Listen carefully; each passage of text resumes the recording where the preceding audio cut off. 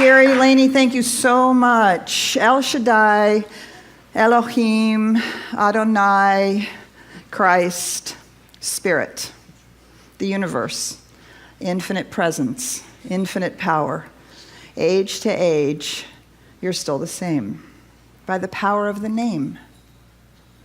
The name of that which we call the infinite. And as that song so beautifully shares with us the history of our own tradition, the Judeo-Christian culture in which we live, as we see the progression of our understanding of the name of the divine.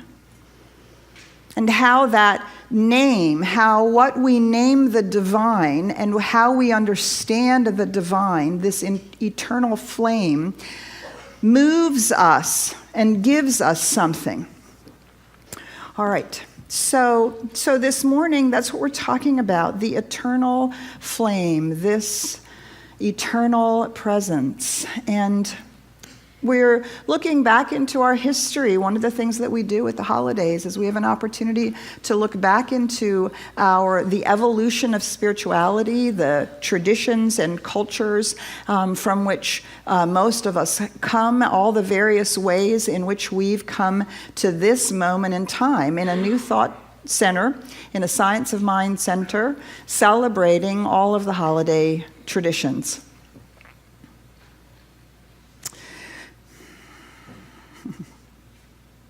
So you know the story of Hanukkah, right? The Maccabees won back the temple after it was taken from them.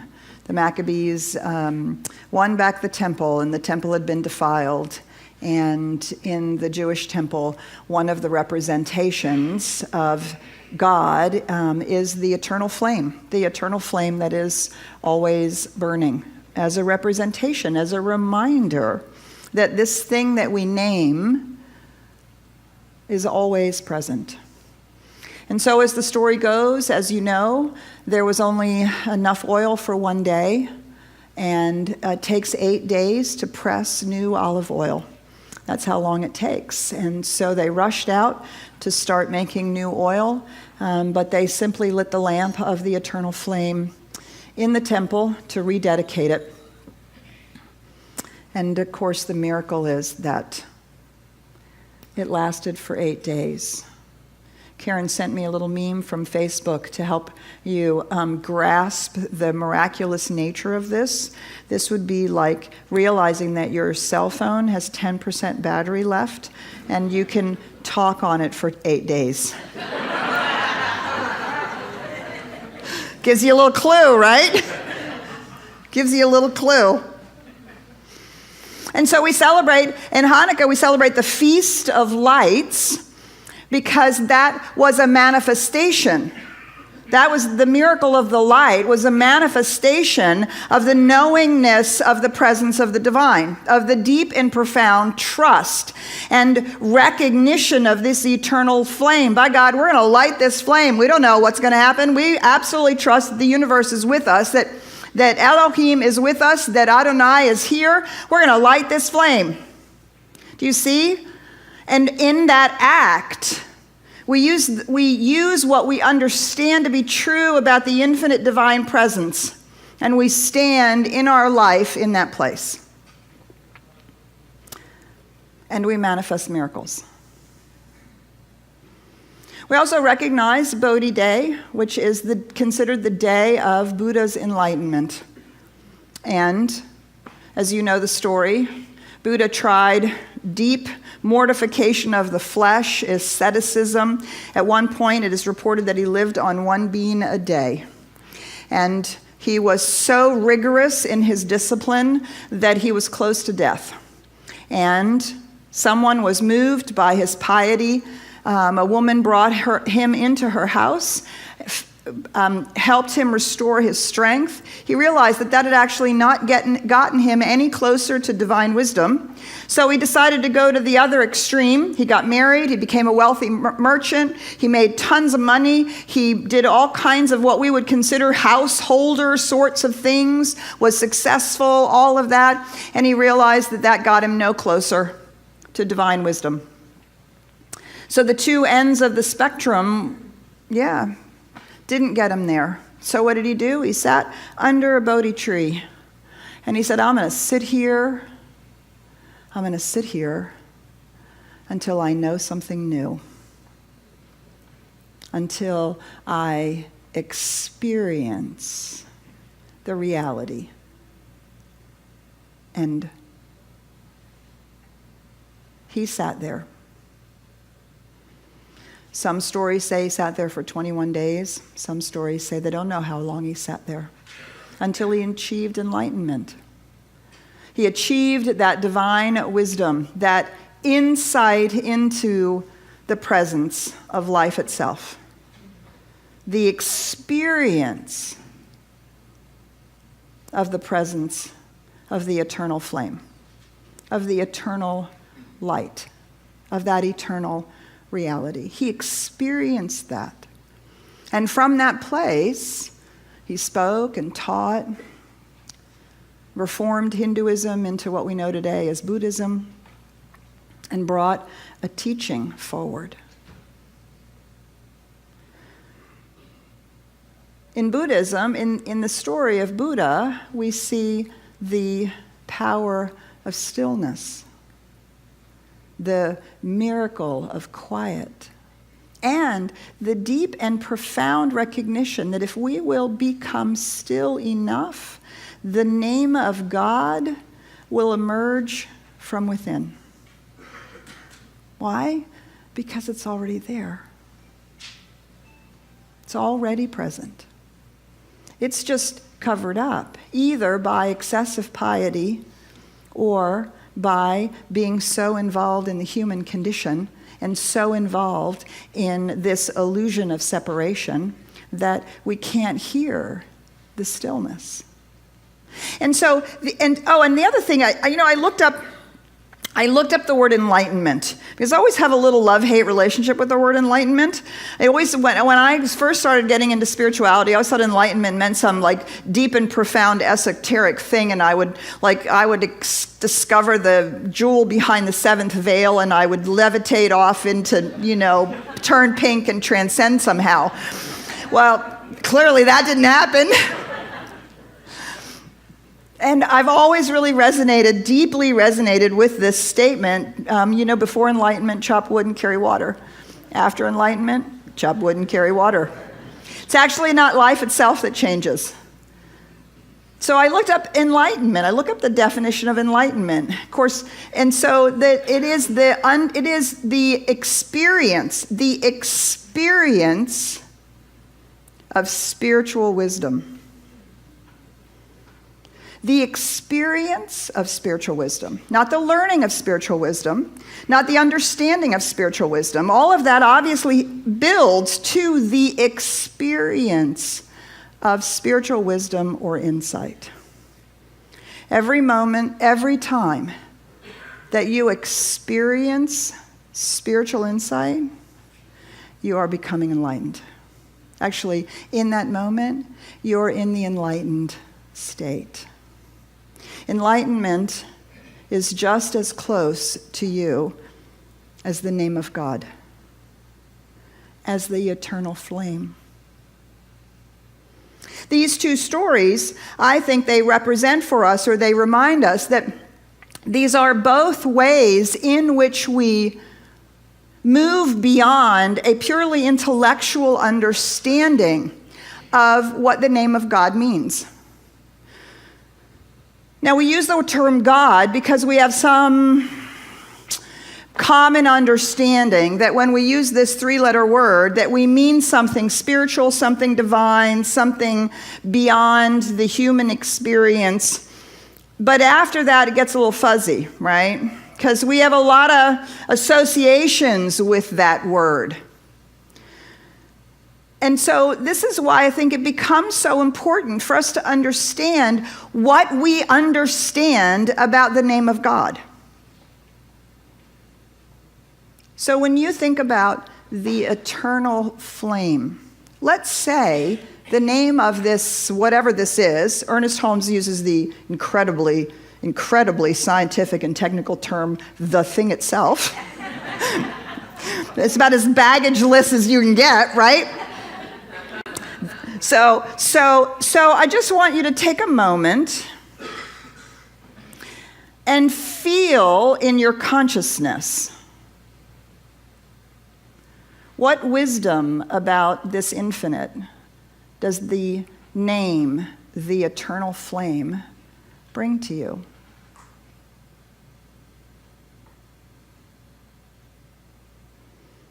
So if I were to ask you what comes up, what would you say? Always present. Always present. All-consuming. All-consuming. Forever. Forever. Okay? So now try this one on.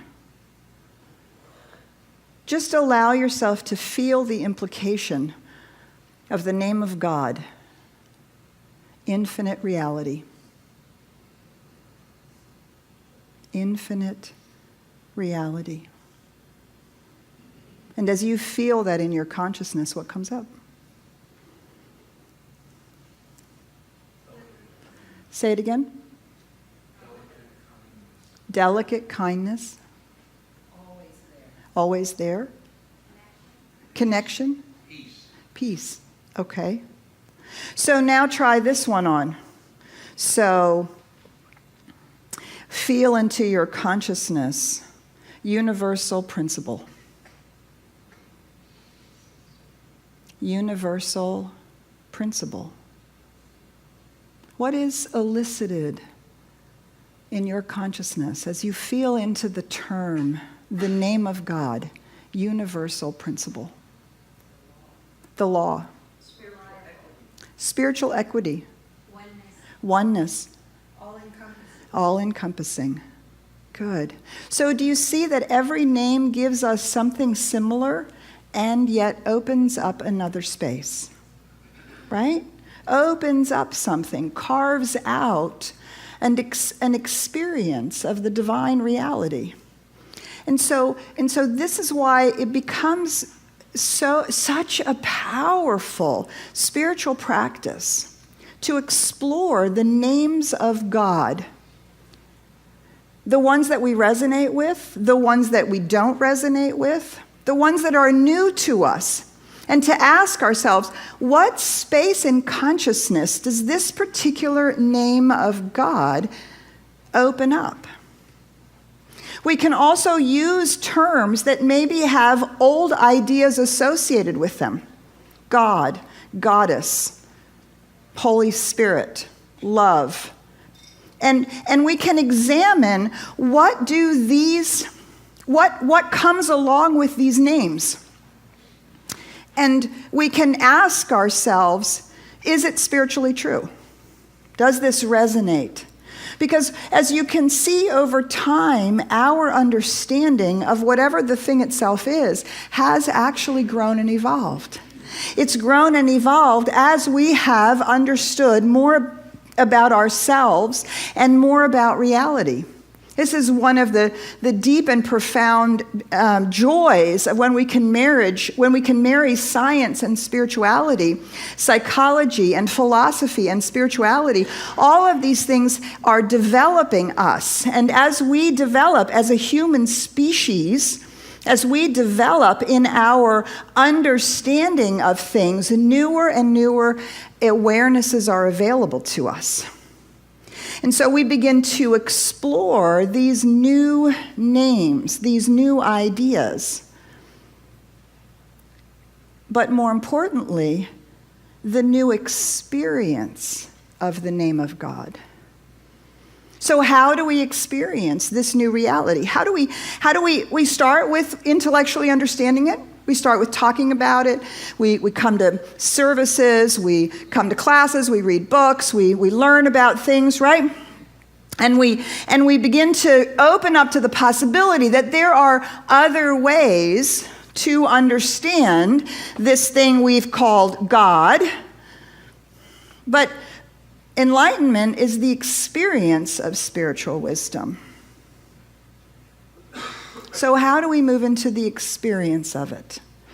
And I think these two stories give us direction. What does the story of the Buddha teach us about how we experience spiritual wisdom? Become still. Become still. Sit. Now, I don't propose that you sit in silence. Personally, I think that's pretty impossible. First of all, there's a lot of noise in the world. If nothing else, just the electrical noise of the background, right? And there's an awful lot of noise going on in here. And when we resist it or try to make it go away, we just make it grow. So I like the word stillness. Become still. The Buddha didn't sit in a spiritual hall, close all the doors, insist that everybody around him was silent. He sat under a tree next to a river. Birds and the rushing of the water and the weather, all of that happening all of the time around him. I think silence is the product of us becoming still. And so it is in the stillness that we open ourselves, and that awareness, we can do what we just did today. Just that brief moment is to allow a new idea to drop into our consciousness, and to roll it around in our consciousness, and to allow it to reveal itself to us. Infinite presence, divine love, ultimate reality, spiritual truth, universal principle, creative process, presence. All of these things, do you see, as we become still and allow these ideas to live within us, they will reveal spiritual wisdom to us and insight to us. And that stillness creates the space in which we experience the reality of the wisdom. So we celebrate through this time in the holidays, Bodhi Day, so that we can remember how important this moment of stillness, these regular moments of stillness are. Now, contrast that with the story of the Maccabees. That was a pretty bold action, wasn't it? First of all, they took the temple back, then they rededicated it, and by God, they were going to light the lamp. Period. End of sentence. We're going to light the lamp. And in that profound act of trust, a miracle occurred. Right? This is the miracle of manifestation. The other way that we experience spiritual wisdom and insight is we prove it to ourselves, which means that we actually have to act on it. We had a fabulous conversation in our Sunday morning class this morning about hope. And in the Science of Mind, it's written, hope is a subtle illusion. It is better than despair, but it's actually not trust. Hope is actually coupled with doubt. When we hope for something, we're not certain about it, are we? We're hoping it'll come about. We're hoping it'll work out. We're hoping that somehow this is all going to be okay. And that hope has that seed of doubt in it. Maybe it won't. But do you see, in the proving of the wisdom and the insight, we gain certainty that this eternal flame is in fact eternal, and that it is in fact always present, and it is always burning. It's always available to us. It's always something that we can stand on and use and prove to ourselves over and over again. Do you see, as we are willing to step out into the possibility that what we believe to be true is in fact true, and that we're willing to stake our life on it and our commitment to what we say is so, when we're willing to do that, we're standing in that place of certainty. We prove the principle as it manifests. Do you see? And so it is the willingness to stand bold-faced, naked in the presence of life and say this is the truth. And I will act as if it's true, behave as if it's true, speak as if it's true, and demand that the universe responds from that truth. the miracle occurs. And we experience the reality of our spiritual insight. Do you see? And so we have these two ways, and I would suggest that we need them both. Some of us need to be a little more still. We're probably so busy out there proving it that we haven't quite experienced it internally. Others of us are so busy sitting and experiencing it that we're not actually proving it to ourselves, right? It's always a both and. Always a both and. There's never an either or. And what one combination is right for one person is a little bit different for the next person. But I believe that we need both of these ways of engaging with our spiritual wisdom and our spiritual insight. First of all, to allow the wisdom and the insight to deepen, but second of all, to then have the experience of it. So that we walk in the world from that place. So as I was contemplating all of this, one of the phrases from the Christian tradition kept coming up for me. And I remember struggling with this phrase for a really long time. And it's the phrase, the peace that passes understanding. The peace that passes understanding. What in the world does that mean? I have no idea what that means. I spent years just being with that, actually not being with that. Like, what the hell? Peace that passes understanding. I do not feel peaceful. I'm not peaceful in this situation. There's nothing that I can understand about this situation that's going to cause me to feel peace, because it is not okay. On and on and on and on, right? And so this phrase kept coming up for me over and over again over a number of years of spiritual deepening and awareness. And so here's what has come to me and what I think that means. The peace that passes understanding is the spiritual peace that is actually not understandable to worldly wisdom. So I can be at peace while everyone around me is running around like a chicken with their head cut off. And they look, right, when you're at peace, when everything else is going crazy, they look at you like you're the crazy one. Like, how can you be peaceful in the midst of this? Somebody has to do something, oh my God! Right? Or whether it's in grief or loss or upset or whatever it is, from the human point of view, it is understandable not to be at peace.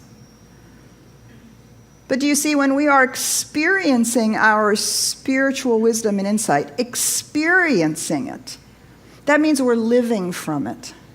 And that means that we stand in the spiritual truth, the spiritual peace, despite the fact that it's actually understandable not to. Does that make sense to you? And I thought, well, that's just going to make me look weird.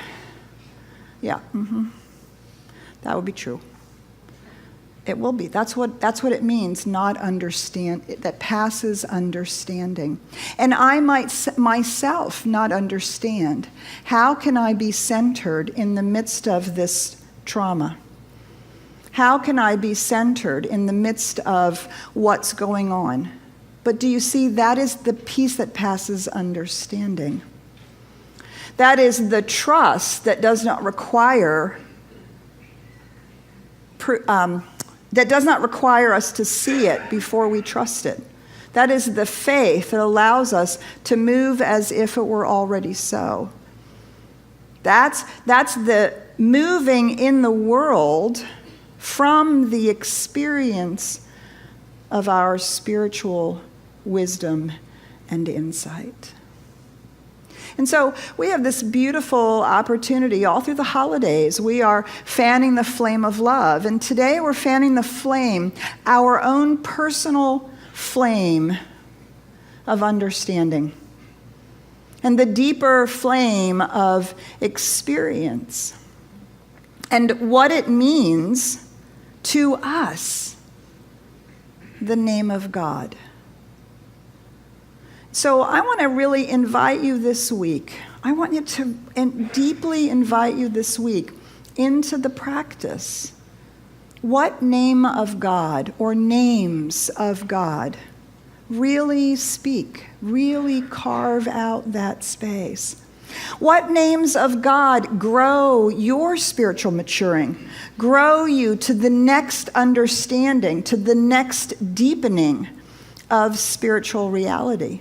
And do you see, as we do this together, I think we're metaphorically sitting under the Bodhi tree, and we're lighting our lamp of the eternal flame. And when we do that, I think we're really celebrating the holidays. Do you see? I don't think the holidays are exclusively about decorating the tree and putting the lights in the menorah, and passing out the presents, or sitting in a family gathering. But it is the taking up of the practices, that each of the moments, each of the possibilities available to us, that each of these holidays has a deep seed for us to grow in, for us to take up in our lives. So this week, take up the eternal flame. And we're going to close. I'm going to ask Gary to come on up here, and he's going to sing to us this beautiful piece that he wrote.